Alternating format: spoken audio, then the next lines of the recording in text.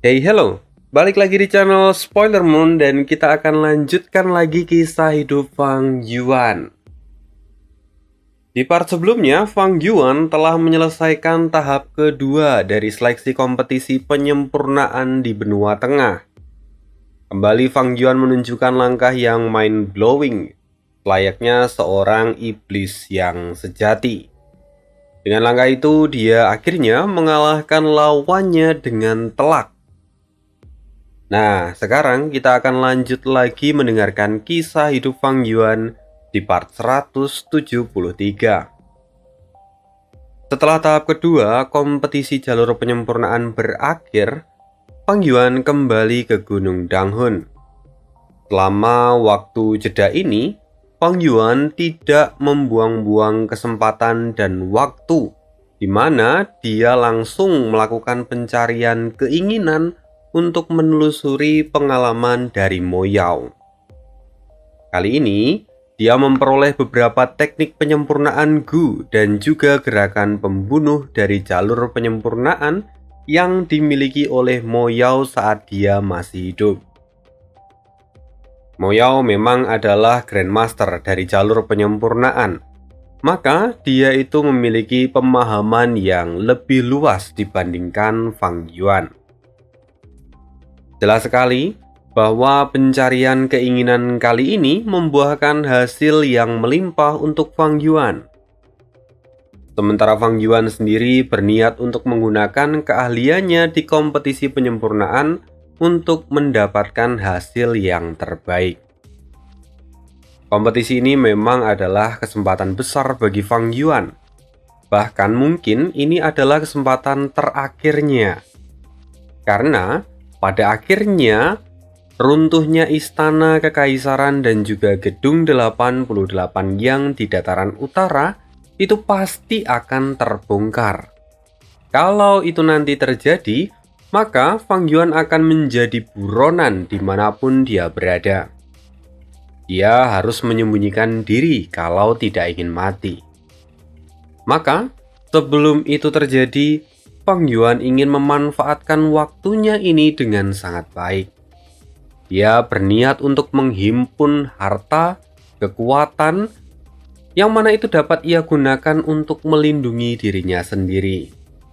Dan yang terpenting, dia itu ingin mengembalikan tubuh zombinya menjadi manusia lagi. Hanya dengan begitu, Fang Yuan nantinya dapat meningkatkan kekuatannya dengan signifikan dan bisa melindungi dirinya sendiri. Karena hal itu, kompetisi jalur penyempurnaan ini adalah sebuah peluang besar untuk Fang Yuan. Sekarang, waktu terus berlalu, dan Fang Yuan akhirnya menyelesaikan tahap ketiga, keempat, serta kelima. Dari kelima tahap ini, Fang Yuan selalu mencatatkan namanya di peringkat pertama. Karena hal ini, nama Fang Yuan sendiri semakin terkenal. Dia selalu menjadi perbincangan di seluruh benua tengah. Selama waktu ini juga, Fang Yuan terus memanfaatkan waktunya untuk menyempurnakan gerakan pembunuh wajah semi-familiar. Sebelumnya, gerakan ini ia dapatkan dari Feng Zhuge saat di pelelangan Qin Bai Sheng. Mulanya, dia mendapatkan resep ini hanya dengan pencapaian 50%. Ya, memang waktu itu disengaja oleh Feng Zhuge. Dia tidak mungkin memberikan resep utuhnya, melainkan dia memberikan hanya resep dengan pencapaian 50%. Tapi, Fang Yuan dengan teliti dan hati-hati terus menyempurnakan resep ini. Dia menggunakan bantuan Gu Pikiran Bintang dan juga Cahaya Kebijaksanaan dari Gu Kebijaksanaan peringkat 9. Sebelumnya, Fang Yuan benar-benar frustasi. Dia telah menghabiskan banyak Gu Pikiran Bintang, tapi tidak juga membuat kemajuan yang signifikan. Terlebih kita juga harus ingat bahwa gerakan pembunuh semi-familiar ini adalah gerakan pembunuh di tingkat immortal atau abadi. Artinya, dia sendiri membutuhkan Gu inti di tingkat abadi atau di tingkat immortal. Berdasarkan resep itu, Fang Yuan membutuhkan 3 buah gu immortal khusus yang sesuai untuk gerakan pembunuh ini. Sayangnya, Fang Yuan tidak memiliki satu pun. Maka dia terus berusaha untuk memodifikasi resep ini. Waktu demi waktu berlalu, tidak banyak kemajuan yang terjadi. Karena itu, Fang Yuan pun menjadi frustasi. Sampai pada akhirnya, Fang Yuan mengingat metode dari Dong Fang Changfan. Kita ingat lagi bahwa Fang Yuan sendiri sempat mengakui kalau metode dari Dong Fang Changfan itu telah membuka pemikiran Fang Yuan dan juga merombak pemahaman tradisional tentang penggunaan gu dan juga dao. Pada akhirnya Fang Yuan kemudian mencoba metode ini. Lalu benar saja, Fang Yuan berhasil menyempurnakan gerakan pembunuh semi-familiar versi super light-nya. Maksudnya gerakan pembunuh ini hanya memiliki satu gu inti saja. Tapi meski begitu, gerakan pembunuh ini masih bisa digunakan selayaknya gerakan pembunuh semi-familiar yang asli. Meskipun ada konsekuensinya dan harganya juga sangat mahal. Harga yang harus dibayarkan oleh Fang Yuan untuk mengaktifkan gerakan pembunuh ini itu tidak sedikit. Semua terjadi karena memang struktur intinya saja tidak lengkap. Ya, sebenarnya Fang Yuan itu memiliki beberapa gu immortal, seperti gu Qi kekuatan, gu mahkota elang besi, gu perjalanan abadi, dan juga yang lainnya. Namun, dari kesemua gu immortal yang Fang Yuan miliki, hanya satu saja yang kompatibel, yaitu gu kekuatan makan. Maka pada akhirnya Fang Yuan mau tidak mau menggunakan gu kekuatan makan sebagai gu inti dari gerakan pembunuh wajah semi-familiar. Namun, sebagai gantinya, Fang Yuan itu harus memakan dirinya sendiri. Dalam artian, memakan ini adalah ketika menggunakan gerakan pembunuh wajah semi-familiar, gu kekuatan makan itu akan mengambil beberapa tanda dao kekuatan dari tubuh Fang Yuan sebagai bayarannya. Nah, itu yang dimaksud dengan memakan. Jadi, gu kekuatan makan itu mengambil beberapa dao dari tubuh Fang Yuan sebagai bayarannya. Memang, pada dasarnya gu kekuatan makan ini dapat Fang Yuan gunakan untuk mendapatkan tanda dao kekuatan ketika dia selesai memakan binatang buas dari jalur kekuatan. Namun dalam kasus sekarang, prosesnya justru terbalik. Fang Yuan harus melepaskan beberapa tanda dao kekuatan untuk dimakan oleh gu kekuatan, sehingga dia bisa mengaktifkan gerakan pembunuh wajah semi-familiar. Ya, tapi mau bagaimanapun juga, ini adalah pencapaian yang luar biasa. Meskipun Fang Yuan harus menghabiskan gu pemikiran bintang yang ia miliki. Selain itu, sekarang Fang Yuan juga tampak puas. Lagi pula, dia akhirnya bisa menggunakan gerakan pembunuh wajah semi-familiar. Ini sudah cukup untuk Fang Yuan. Karena memang tidak selamanya dia akan menggunakan gerakan pembunuh ini. Maka dia tidak perlu khawatir dengan pengeluaran tanda dao miliknya. Setelah penyempurnaan ini, keesokan harinya Fang Yuan kembali keluar dari Gunung Danghun. Dia pergi menuju tempat tes untuk mengikuti tahap ke-6. Meskipun tantangannya semakin sulit, tetapi Fang Yuan masih tetap bisa mencatatkan namanya di peringkat pertama. Setelah menyelesaikan tahap ke-6, kali ini Fang Yuan punya rencana lain lagi. Dia memutuskan untuk pergi ke Gurun Barat. Dengan menggunakan gu perjalanan abadi, dalam sekejap Fang Yuan sudah tiba di Gurun Barat. Di sana, Fang Yuan bisa melihat pasukan dari klan Xiao yang kini dalam bahaya saat melawan para laba-laba pasir yang tersembunyi. Laba-laba pasir yang tersembunyi ini berukuran sebesar gajah dengan tubuh yang ditutupi oleh cangkang berlapis kaca dan keras. Mereka juga sangat terampil ketika bergerak di pasir.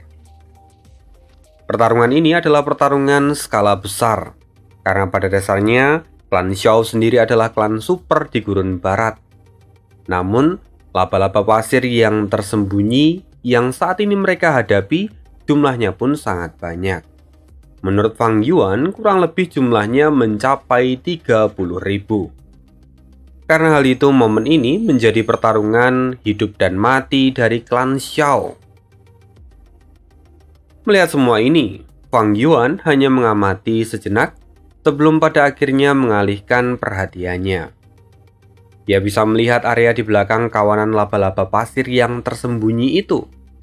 Di sana ada gundukan pasir yang sangat luas. Angin bergerak dengan sangat cepat, bahkan langit pun menjadi gelap. Ada banyak binatang buas yang terdengar menggeram. Kemudian, jika dilihat lebih dekat lagi, rupanya bukit pasir itu perlahan bergerak. Semua pemandangan ini tidak biasa, dan karena itu, tempat ini menjadi salah satu dari 7 keajaiban alam paling terkenal di Gurun Barat. Tempat ini diberi julukan Gerakan Ratusan Ribu Bukit Pasir. Keberadaan ratusan ribu bukit pasir ini sungguh luar biasa, di mana mereka seperti hendak melahap semua apapun yang mereka lewati. Bahkan, Gu Immortal peringkat 8 pun tidak dapat menghentikan gerakan ratusan ribu bukit pasir ini. Fang Yuan kini menyipitkan matanya, lalu dia terbang menuju ke arah bukit pasir itu. Sebelumnya, dia juga telah menyembunyikan sosoknya, sehingga tidak ada satupun orang di bawah yang menyadari keberadaannya. Lalu, di sana Fang Yuan bisa melihat bahwa ada 3 ratu laba-laba yang tersembunyi dengan ukuran yang bahkan beberapa kali lipat dari ukuran gajah. Masing-masing dari mereka itu juga adalah binatang buas kuno.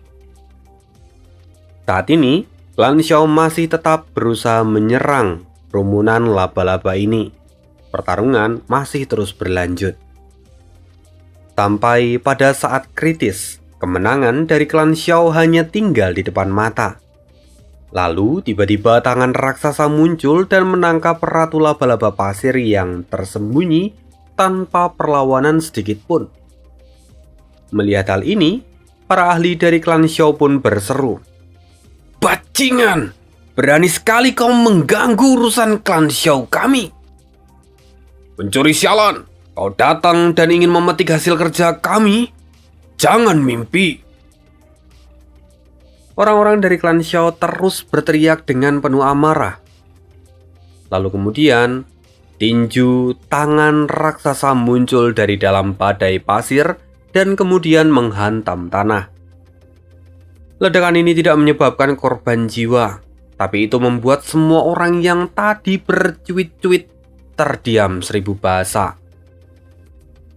Para pemimpin mereka tahu bahwa kekuatan penghancur ini setara dengan serangan ahli dari peringkat 7. Kemudian, para Master Gu dari klan Xiao mulai merasakan kepahitan dan juga keringat dingin mulai mengalir di pelipis kepala mereka.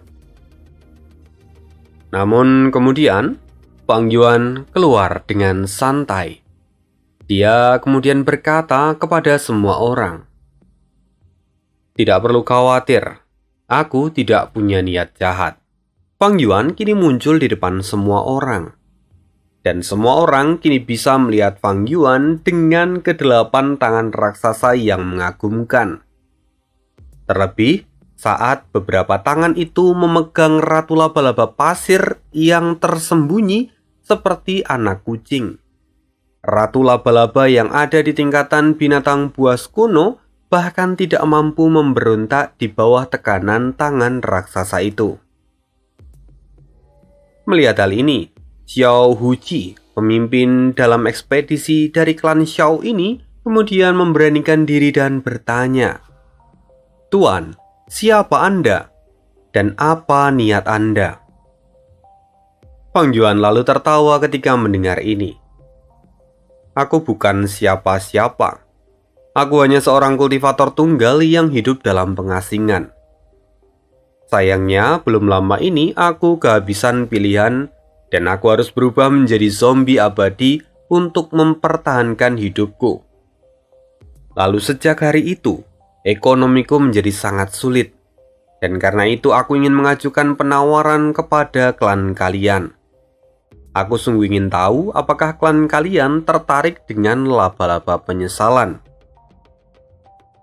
"Oh, laba-laba penyesalan?" Tampak Xiao Huji pun bahagia.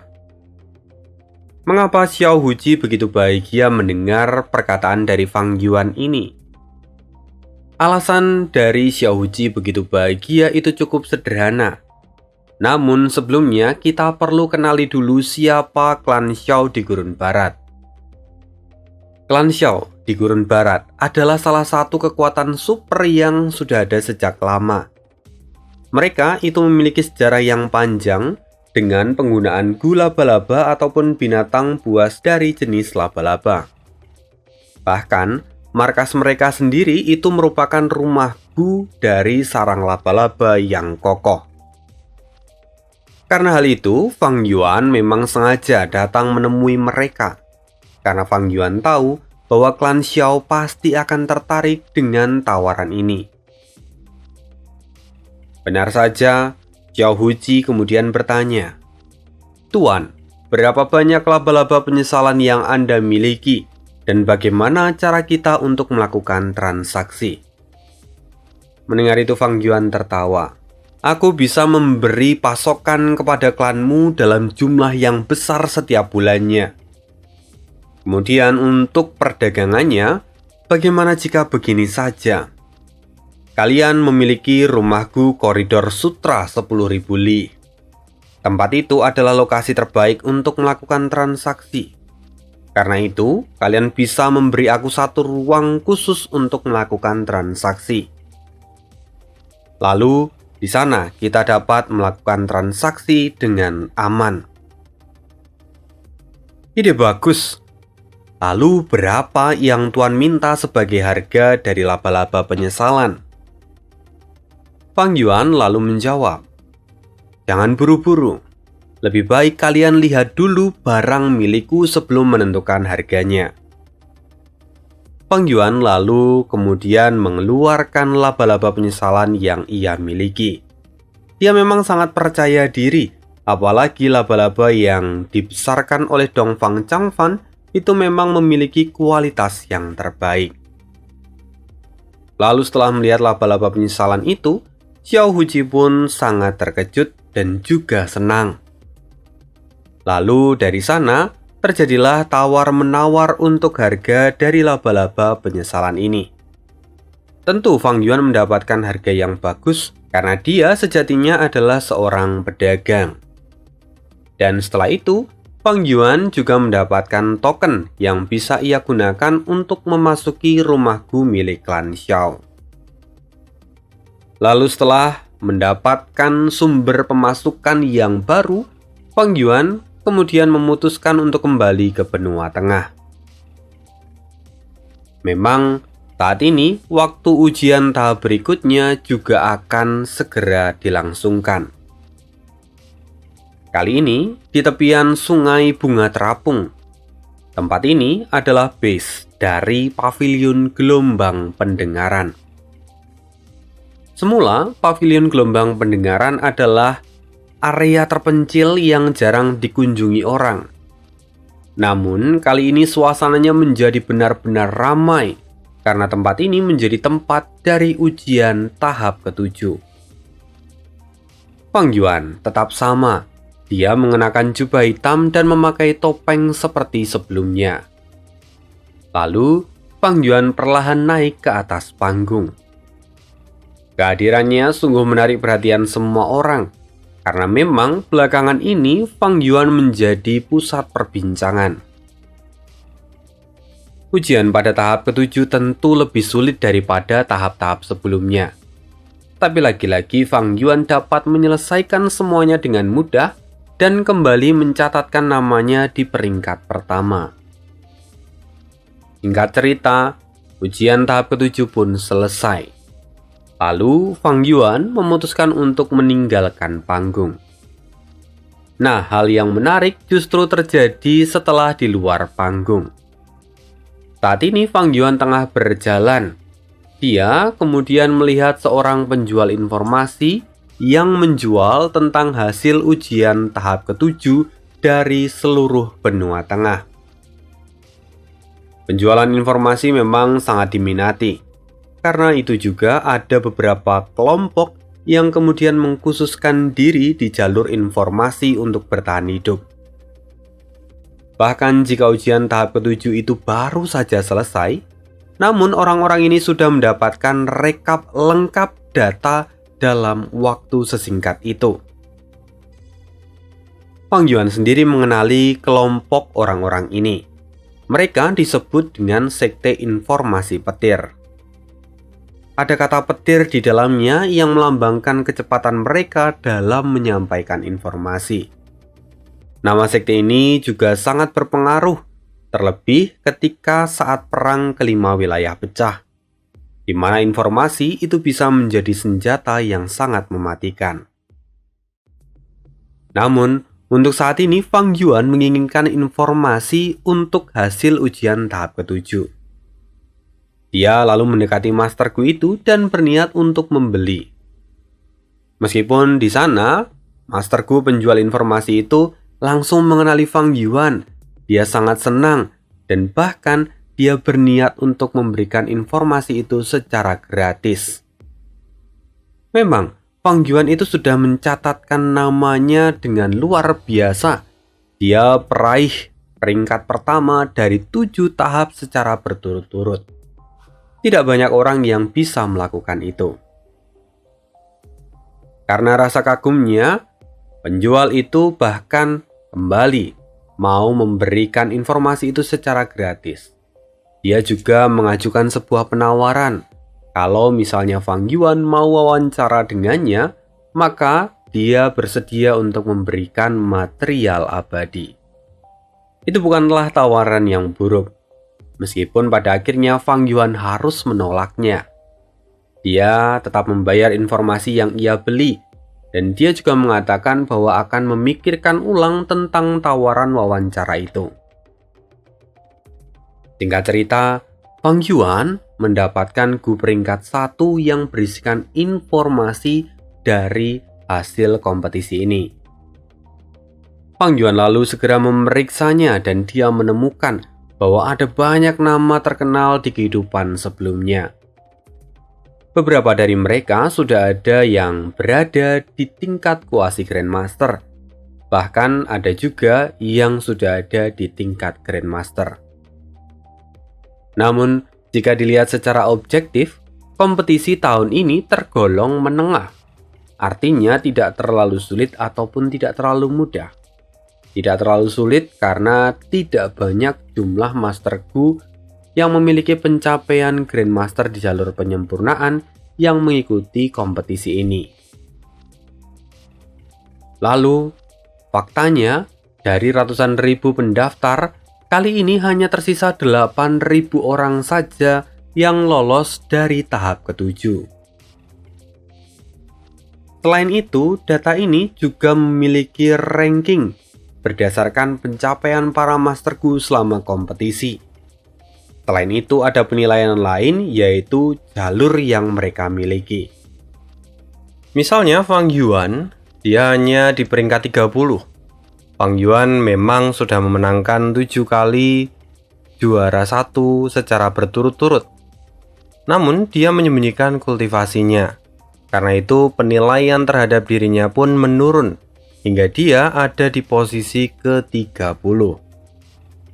Sementara itu, untuk 5 teratas dalam daftar, mereka adalah orang-orang yang mengembangkan jalur penyempurnaan dan telah mencapai tingkatan Grandmaster. Mereka juga mendapatkan 7 kemenangan berturut-turut. Tentu mereka bukanlah lawan yang mudah untuk Fang Yuan.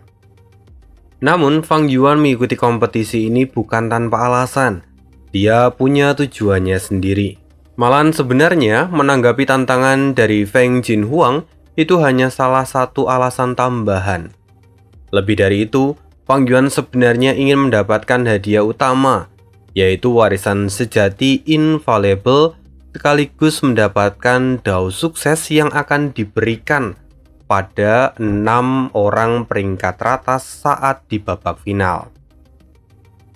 Itu adalah hadiah yang besar, tapi jelas tidak akan mudah untuk didapatkan. Fang Yuan sendiri tahu akan batas kemampuannya, jadi dia harus membuat skema untuk mencapai posisi itu. Fang Yuan mulai memutar kembali otaknya. Dia mengingat setiap kenangan dan kejadian di kehidupan sebelumnya. 16 hari kemudian, di arena Parit Bumi, markas besar dari Sekte Pengusir Setan. Tempat ini akan menjadi lokasi ujian tahap ke-8, sekaligus tahap akhir dari bagian awal dalam kompetisi penyempurnaan. Secara umum, kompetisi penyempurnaan itu dibagi menjadi 3 bagian, yaitu awal, tengah, dan final. Setiap bagian sendiri terdiri dari beberapa tahap. Semuanya akan bergantung pada pengaturan. Pada bagian awal terdapat 8 tahap, dan ini akan menjadi tiket masuk untuk siapapun yang menang menuju ke bagian tengah jika mereka berhasil. Namun, pada tahap ini ada satu aturan yang sedikit berbeda, bahwa mereka yang dinyatakan lolos masuk ke bagian tengah itu adalah mereka yang berada di posisi pertama. Artinya siapapun yang di bawah itu tidak akan bisa lolos. Ini adalah awal dari mimpi buruk para peserta, tapi juga menjadi surga kalau mereka bisa melewatinya. Karena memang setiap hadiah di babak berikutnya itu akan sangat menggiurkan. Nah, balik lagi. Di lokasi Parit Bumi ini terdapat 3 Gu Immortal dari Sekte Pengusir Setan. Mereka lah yang akan menjaga keteraturan di dalam ujian tahap ke-8 ini. Selain itu, sebagai tuan rumah, Sekte Pengusir Setan juga sudah memodifikasi aula berkumpul mereka. Tempat itu diperbesar dan kemudian dibuat agar para peserta cukup untuk mengikuti tahap ke-8. Sementara untuk para penonton ada beberapa aturan khusus, seperti hanya mereka yang memenuhi kualifikasi yang kemudian bisa masuk ke ruang ujian. Tentunya jumlahnya juga akan sangat dibatasi agar tidak mengganggu para peserta. Sementara untuk yang lain dan ingin menonton, mereka dapat berada di luar ruang ujian, karena Sekte Pengusir Setan telah mempersiapkan tempat khusus dan juga Gu yang dapat digunakan untuk langsung menayangkan semua kejadian di ruang ujian secara real time. Ya, sudah seperti nobar Piala Dunia. Terlepas dari semua pengaturan itu, saat ini para peserta sudah mulai berkumpul. Banyak orang-orang dari berbagai tempat yang mulai berdatangan. Namun sekali lagi di sini saya tegaskan tidak semua peserta berkumpul di satu tempat ini, karena memang ada banyak tempat yang dijadikan sebagai lokasi ujian tahap ke-8. Peserta juga bebas memilih di mana mereka mau mengikuti ujian. Selama mereka tiba di saat pelaksanaan, maka tidak menjadi masalah untuk mereka mengikuti ujian tersebut. Tidak ada yang bisa melarang peserta untuk mengikuti ujian dimanapun mereka mau. Semua ini juga bagian dari pengaturan yang dibuat oleh 10 sekte kuno, sekaligus merupakan mandat yang diberikan oleh pengadilan surgawi selaku kepala dari 10 sekte kuno. Ini semakin lama, Parit Bumi semakin ramai, terlebih saat rombongan sekte dermaga naga mulai bermunculan. Nah, orang-orang ini datang karena saat ini ada salah satu jagoan mereka yang akan ikut ujian. Julukan dari orang yang akan ikut ujian itu adalah Kepala Naga Pemadam Kebakaran. Julukannya cukup aneh dan sulit untuk diganti. Jadi ya sudah, biarkan saja. Kepala Naga Pemadam Kebakaran. Sedikit background story tentang Kepala Naga Pemadam Kebakaran. Dia pada mulanya itu adalah murid dari Sekte Dermaga Naga. Namun di masa lalu dia menemukan warisan dan dia tidak mau mengembalikan warisan itu pada Sekte Dermaga Naga. Akhirnya, dia memilih untuk melarikan diri dan berkultivasi secara tertutup.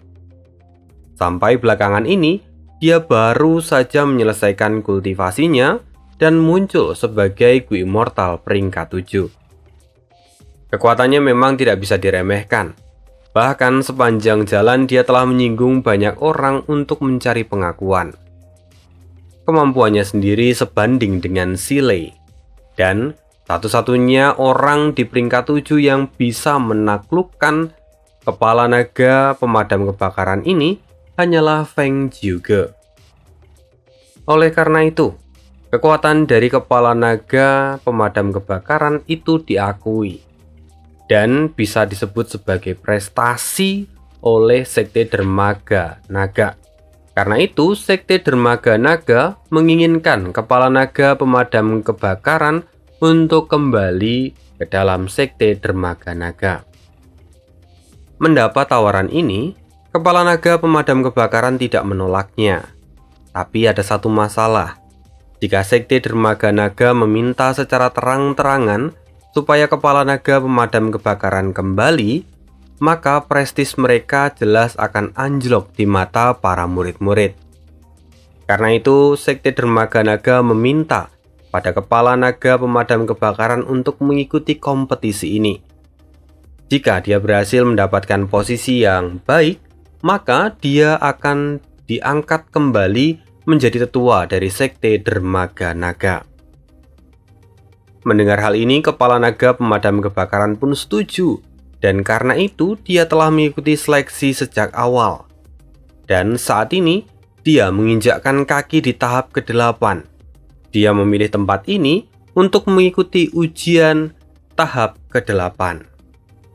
Karena keputusan ini, para murid dari Sekte Dermaga Naga yang mendengarnya segera berbondong-bondong datang untuk melihat dan mendukungnya. Tapi, selain Kepala Naga Pemadam Kebakaran, rupanya tempat ini juga menjadi incaran dari salah satu sekte kuno. Sekte itu adalah Sekte Bangau Abadi. Sekarang, para murid dari Sekte Bangau Abadi juga sudah mulai berdatangan. Selain para murid, di antara mereka juga ada beberapa tetua dari Sekte Bangau Abadi yang juga ikut datang. Karena memang peserta dari Sekte Bangau Abadi juga adalah seorang tetua, maka ini membuat mereka menjadi semakin antusias. Nama dari tetua yang akan mengikuti kompetisi ini adalah Yantang. Dia telah mendapatkan tugas untuk mengikuti kompetisi di tempat ini. Meskipun tetua Yantang tidak memiliki peluang untuk menang, namun keberadaannya di sini memang untuk melakukan pengamatan dan evaluasi guna melihat kemampuan dari Kepala Naga Pemadam Kebakaran. Semua ini dilakukan karena memang sebelumnya Kepala Naga Pemadam Kebakaran mendapatkan warisan. Dia telah mengembangkan jalur penyempurnaan dan sekarang dia telah mencapai pemahaman di tingkat Grandmaster. Tentu keberadaannya harus dipertimbangkan dan diwaspadai. Maka Sekte Bangau Abadi mengorbankan Yantang untuk mendapatkan informasi itu. Nah, karena tadi peserta yang ikut dari Sekte Bangau Abadi itu adalah tetua Yantang, maka otomatis saudara kesayangan dari MC kita juga ikut hadir di sini. Ya, di antara mereka, salah satu tetua yang hadir adalah Fang Zeng. Dia hadir karena dia sering diundang oleh tetua Yantang, dan kali ini pun dia mendapatkan undangan dari tetua Yantang untuk ikut melihat pertandingannya.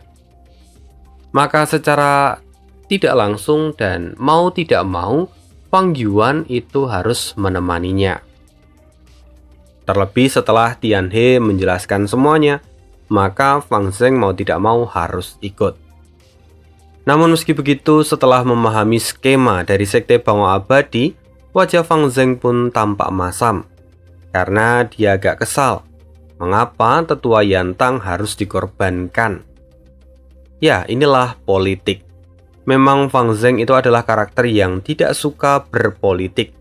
Jadi dia kurang suka dengan hal-hal semacam ini. Ya, untungnya masih ada Tian He yang selalu mendampingi Fang Zheng dan memberinya pemahaman.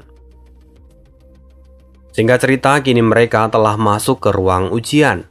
Semua peserta sudah masuk ke panggung. Namun sebelum acara dimulai, seorang pemuda mengenakan jubah dan topeng juga ikut masuk ke dalam panggung. Semua mata kini tertuju padanya. Banyak orang yang terkejut.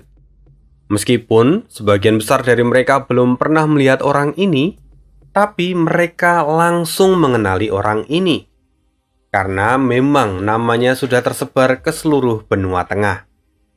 Ya, orang yang baru saja datang ini adalah orang yang kita kenal.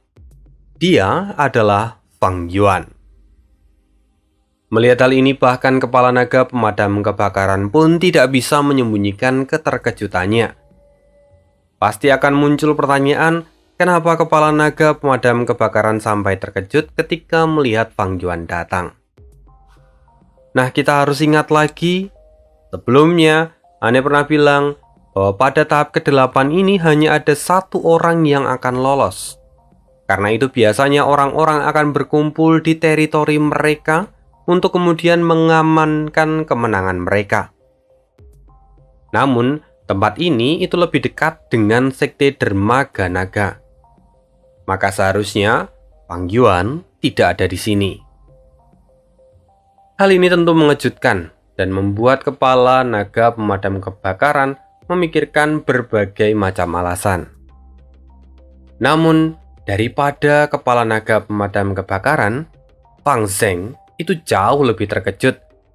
Karena setelah sekian lama dia akhirnya kembali melihat kakaknya. Hal ini benar-benar berimbas besar pada kondisi mentalnya. Fang Yuan bagaikan mimpi buruk bagi Fang Zheng. Dan Fang Zheng benar-benar ingin melupakannya. Namun hari ini rupanya Fang Yuan justru muncul di depannya. Itu sungguh membuat Fang Zheng tidak berdaya. Tubuhnya bergetar hebat, jantungnya berdegup kencang, dan dia bahkan sampai merasa tercekik karena tidak bisa bernafas. Entah, keberadaan Fang Yuan ini sudah seperti momok bagi Fang Zheng. Sementara itu kini para penonton mulai ramai berdiskusi.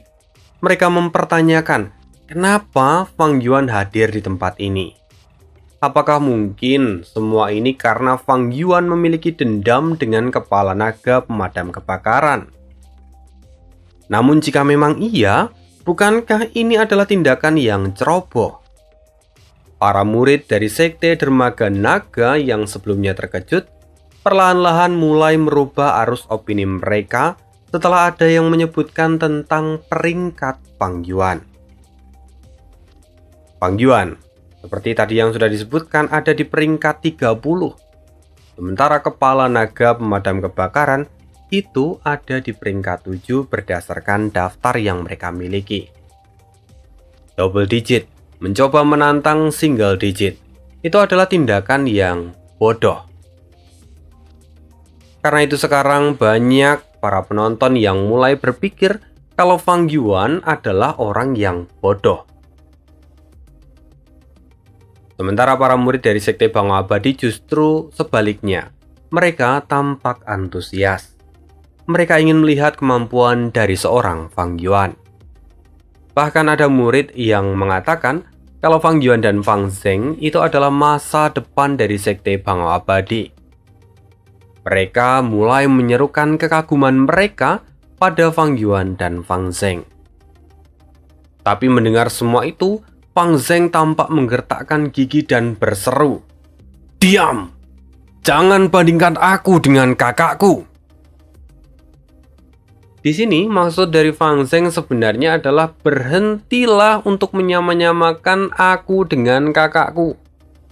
atau meminta para penonton berhenti menyamakan dirinya dengan Fang Yuan. Namun sayangnya, kata-kata ini justru ditangkap dalam arti yang lain. Setelah mendengar teriakan dari Fang Zheng, para murid semakin bersorak karena mereka berpikir kalau Fang Zheng itu bahkan mengakui kalau kakaknya itu jauh lebih hebat. Fang Zheng adalah seorang tetua. Kalau dia sampai mengakui kakaknya lebih hebat, maka itu berarti kakaknya jauh lebih hebat. Salahpahaman terjadi di sini. Dan hal ini benar-benar membuat Fang Zheng semakin frustasi. Wajahnya pucat dan kepalanya pun kini mulai pusing. Sementara itu para tetua dari sekte Dermaga Naga tak henti-hentinya mencibir. Mereka bersumpah bahwa kepala naga pemadam kebakaran akan mempermalukan sekte Bangau Abadi hari ini. Sementara itu Fang Yuan di atas panggung menatap kepala naga pemadam kebakaran. Dia lalu berkata dengan sombong, "Kepala naga pemadam kebakaran, aku datang kemari hari ini memang sengaja untuk mengalahkanmu. Sudah 7 tahap aku menang tanpa perlawanan. Karena itu aku ingin kamu membuatku lebih bergairah lagi. Aku ingin pertarungan ini sedikit menambah pemahamanku dalam jalur penyempurnaan. Karena itu, jangan menahan diri. Gunakan gerakan pembunuhmu." Apa itu namanya? Aku lupa. Dewa api gila yang berkobar kalau tidak salah. Ya, apapun itu, gunakan saja untuk mengalahkanku. Karena kalau kau tidak memberikan perlawanan yang sengit, aku bahkan tidak akan merasa puas. Mendengar pernyataan ini, semua orang terbungkam. Selain itu, peserta lain yang ada di atas panggung pun merasa terpukul karena keberadaan mereka bahkan tidak dianggap ada oleh Fang Yuan. Namun, yang paling terpukul jelas adalah kepala naga pemadam kebakaran. Karena dia bahkan belum pernah menggunakan jurus ini di depan umum. Dia sendiri baru selesai melatihnya, jadi tidak mungkin ada orang luar yang mengetahuinya. Di tengah-tengah keheranannya, kemarahan dari kepala naga pemadam kebakaran semakin membesar. Dia tidak lagi memperdulikan dari mana Fang Yuan tahu masalah ini. Namun, kali ini dia berseru, "Junior, kau benar-benar pandai membual.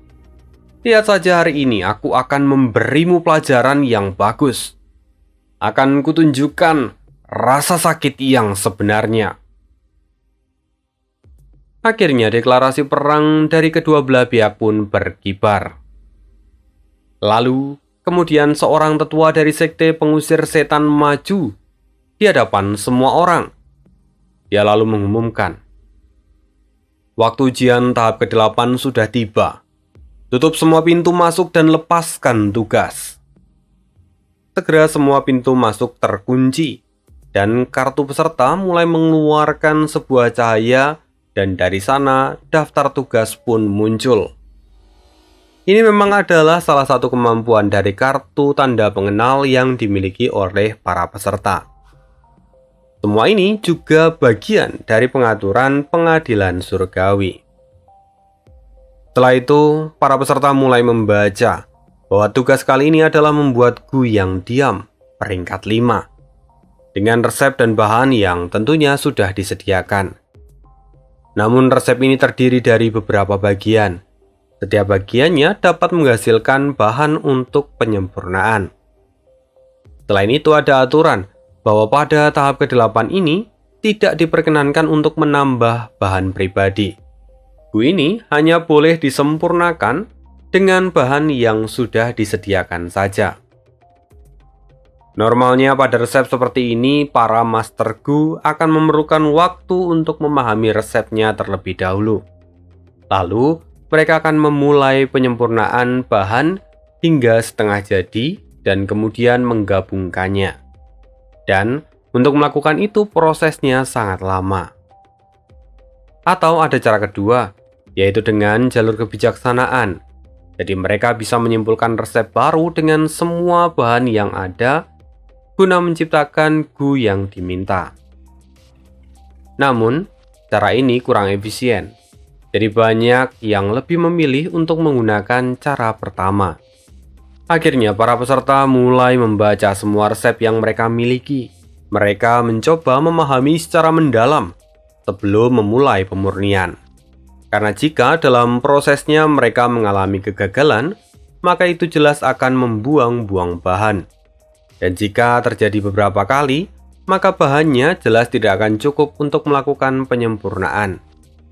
Ini memang adalah situasi yang sulit.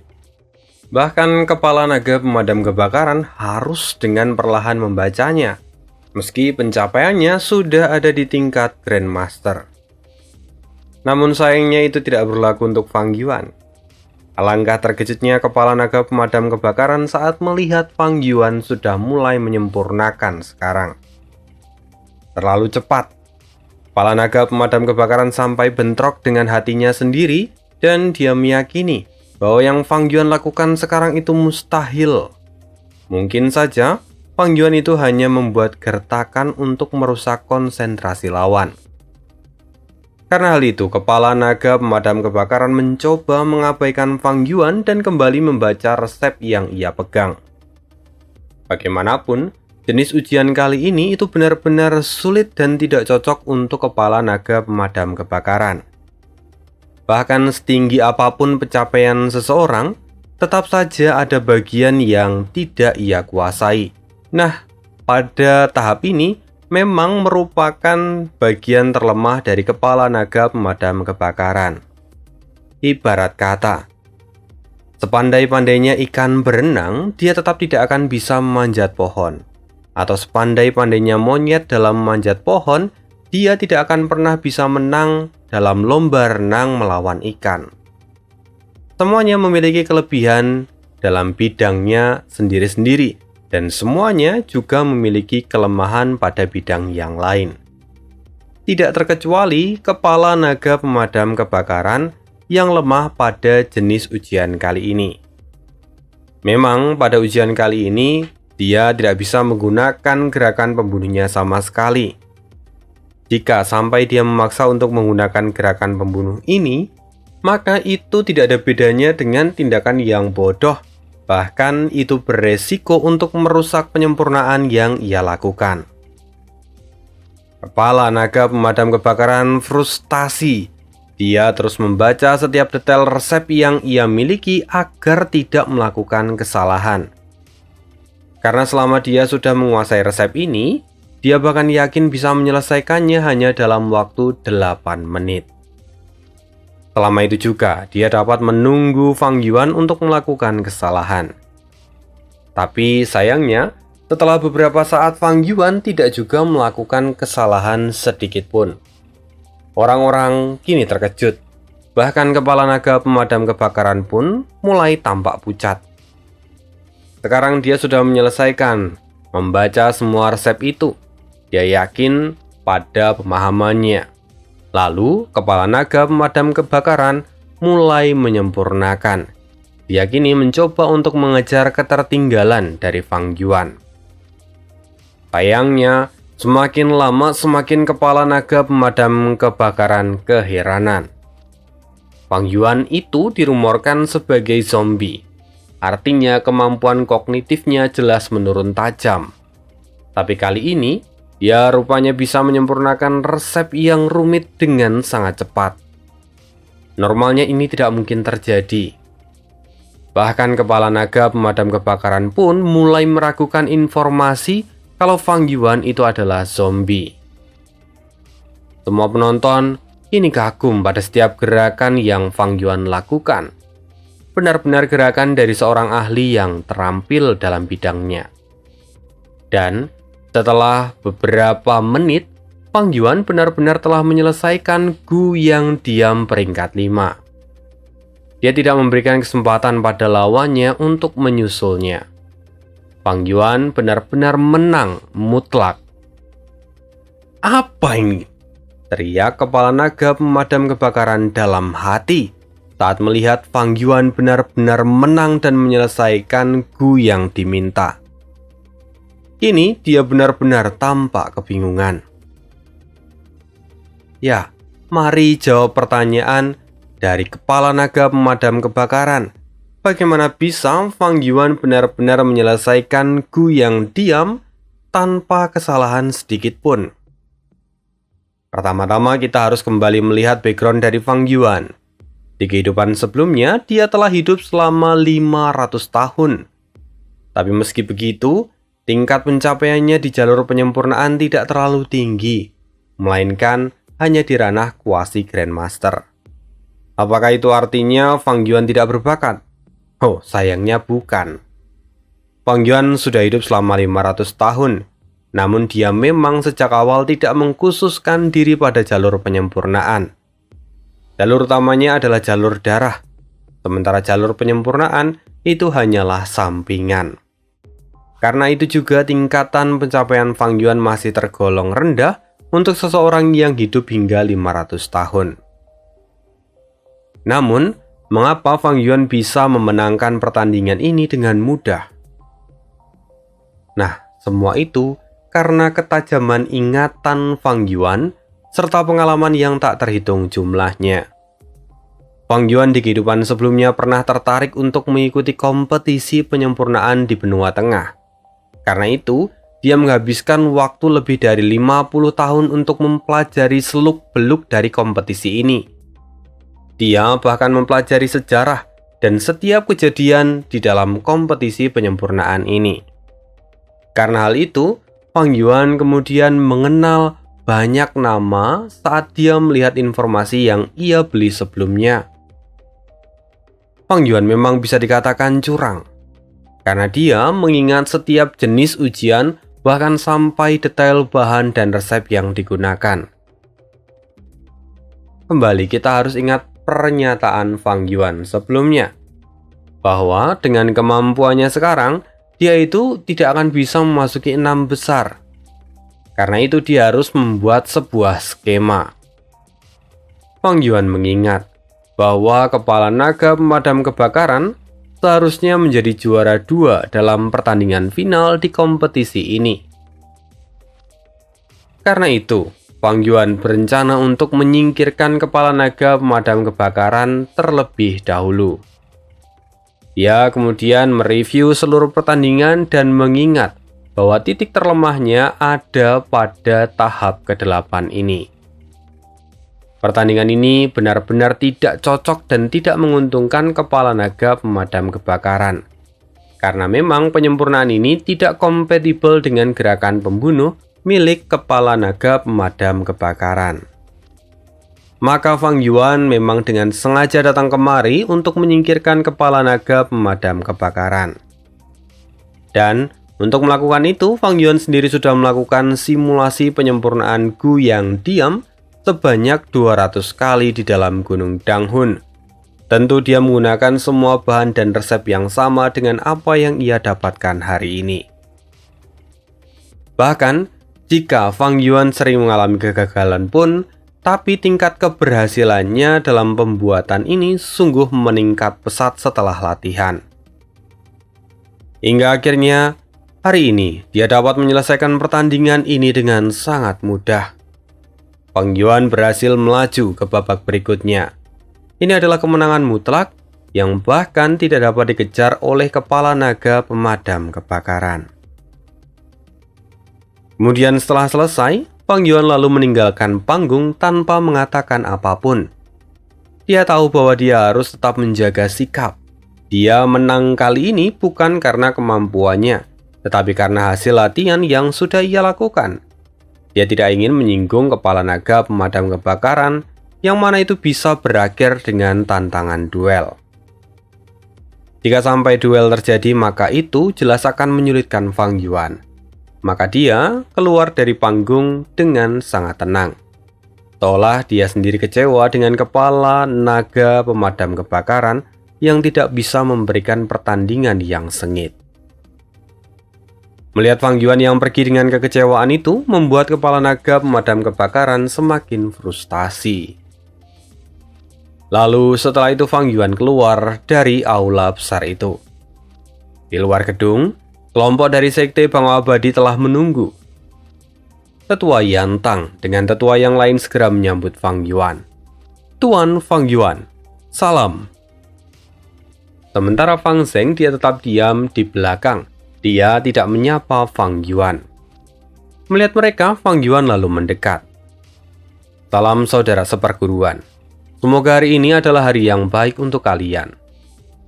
Maksud dari saudara perguruan yang dikatakan oleh Fang Yuan itu adalah saudara satu sekte. Karena di atas kertas Fang Yuan adalah anggota dari Sekte Bangau Abadi. Kalau kurang tepat, bisa diganti atau diralat. Karena memang di situ aneh nyari kata ganti untuk saudara satu sekte tapi nggak ketemu. Nah, ketemunya itu saja. Jadi mari kita sebut sebagai saudara seperguruan. Namun harapannya pemahaman kita masih tetap sama. Lanjut. Setelah mendengar salam dari Fang Yuan, kelompok dari Sekte Bangau Abadi menjadi bersemangat. Sebelumnya mereka berpikir kalau Fang Yuan mungkin tidak akan membalas sapaan mereka. Karena Fang Yuan benar-benar terlihat sombong di depan kepala naga pemadam kebakaran dan juga orang-orang dari Sekte Dermaga Naga. Namun, alangkah terkejutnya mereka ketika masih dianggap saudara oleh Fang Yuan. Samar-samar, mereka bisa merasakan kehangatan di dalam hati. Tapi, tindakan Fang Yuan tidak berhenti di situ. Fang Yuan melihat ke arah tetua Yantang.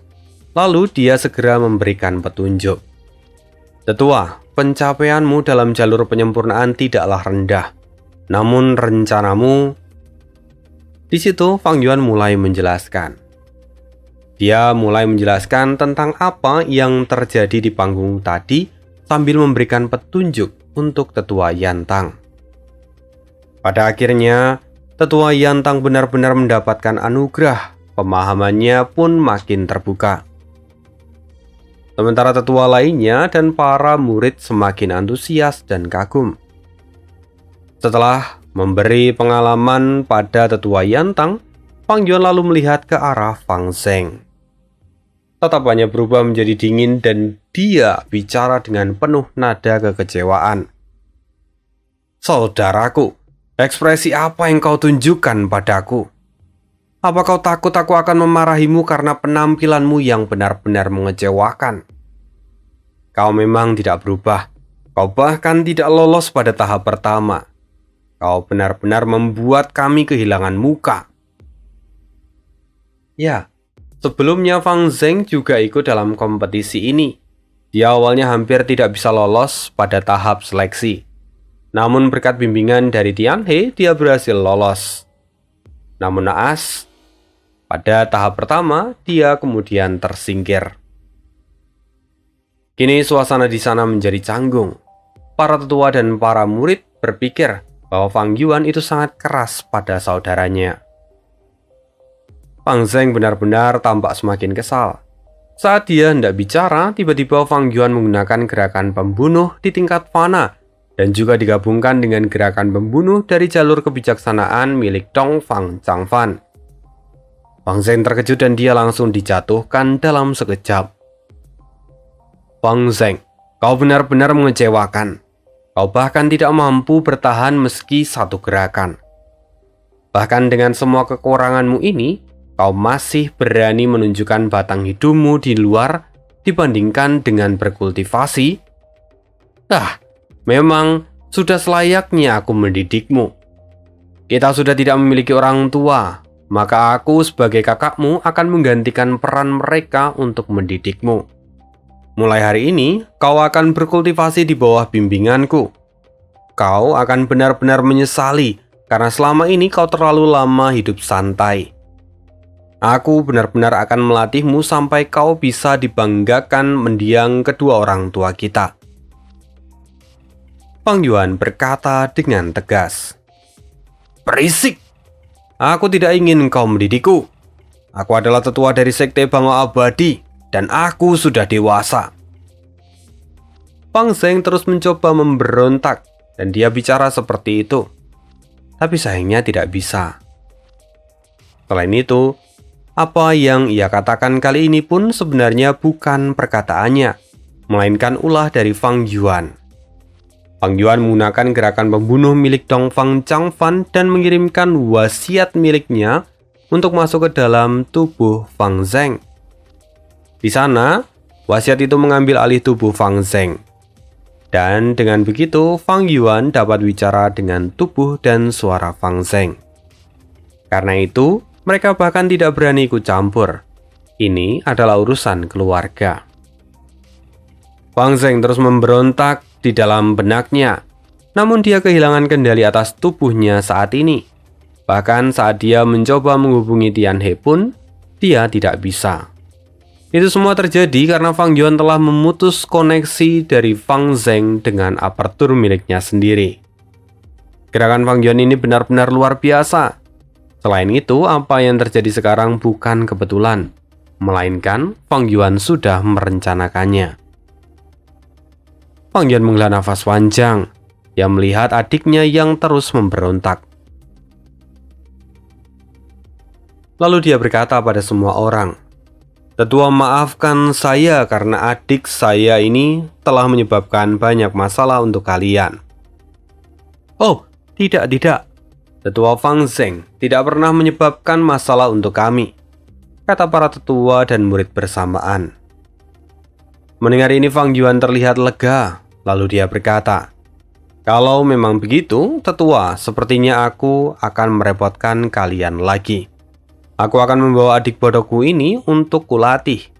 Aku tidak ingin dia menyebabkan masalah pada sekte Bangau Abadi di masa depan." "Tenang saja, aku sudah bicara dengan pemimpin sekte. Karena itu, kalian hanya perlu memberitahunya saja." Mendengar itu, para tetua pun tidak bisa apa-apa. Maka berikutnya Fang Yuan menggendong Fang Zheng dan membawanya pergi. Para tetua kini hanya bisa menghela nafas sambil tersenyum. Sementara para murid terlihat iri. Mereka berkata satu dengan yang lain, "Andai saja aku memiliki saudara seperti Tuan Fang Yuan." Satu kalimat lucu di part terakhir kali ini. Andai kata aku memiliki saudara seperti Fang Yuan. Andai saja itu terkabul, pasti hidup mereka berdua akan berakhir. Seperti cerita hari ini yang juga akan ikut berakhir. Mari kita sambung lagi di pertemuan dan kisah berikutnya. Yugen, terima kasih dan bye.